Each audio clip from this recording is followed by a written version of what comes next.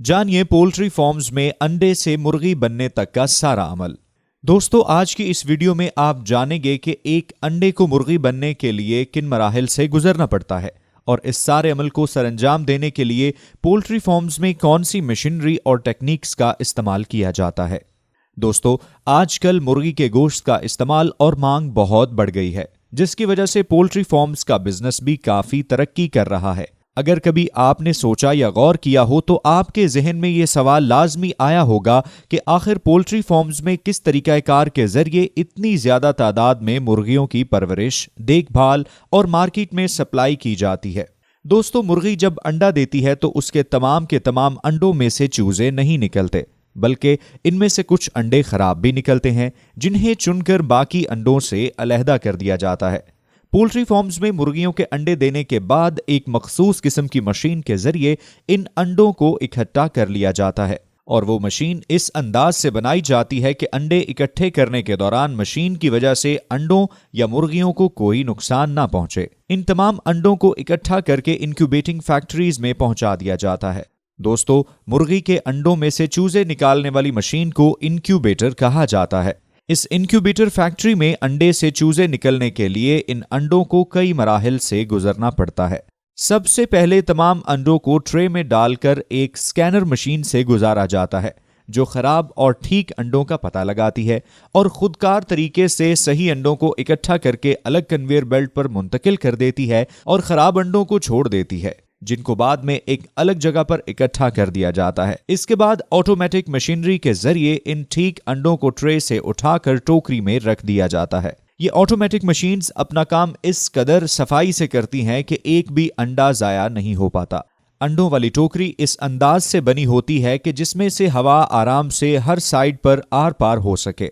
फिर इन टोकरियों को 10-10 की तादाद में एक दूसरे के ऊपर इस तरह से रख दिया जाता है कि 10-10 टोकरियों के अलग अलग सेक्शन बन जाते हैं। चूजों को अलग करने के बाद आगे भेज दिया जाता है, जहां पर मुर्गियों की पहचान के बाद नर और मादा को अलग अलग करके इनकी वैक्सीनेशन भी कर दी जाती है, जिसके बाद इन सब चूजों को इकट्ठा करके पोल्ट्री फार्म पर वापस भेज दिया जाता है। पोल्ट्री फार्म में पहुंचने पर इन चूजों को खुला छोड़ दिया जाता है और इनकी परवरिश और देखभाल का अमल शुरू कर दिया जाता है। जिस जगह चूजे रखे जाते हैं वहां पर लकड़ियों का चूरा या भूसा फैला दिया जाता है, जो चूजों के पेशाब और हर तरह के गंद को जज्ब कर लेता है।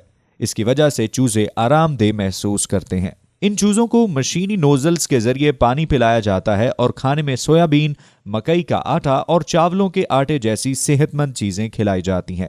और याद रहे दोस्तों, यहां मैं अच्छे और मयारी पोल्ट्री फार्म्स की बात कर रहा हूं। इन पोल्ट्री फार्म्स में चूजों के लिए पूरा दिन रोशनी और पंखों का इंतजाम भी होता है। तकरीबन 2 महीनों में ये चूजे मुर्गी की शक्ल इख्तियार कर लेते हैं, जिनसे अंडों का कारोबार शुरू किया जाता है।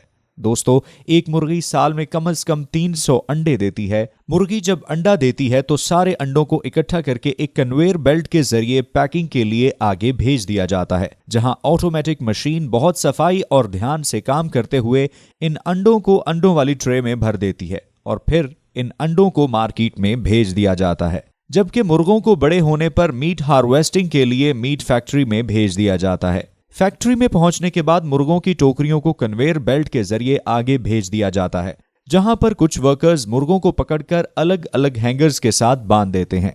ये मुर्गे हैंगर्स के जरिए मजीद आगे जाते हैं, जहां इनको ज़िबा किया जाता है।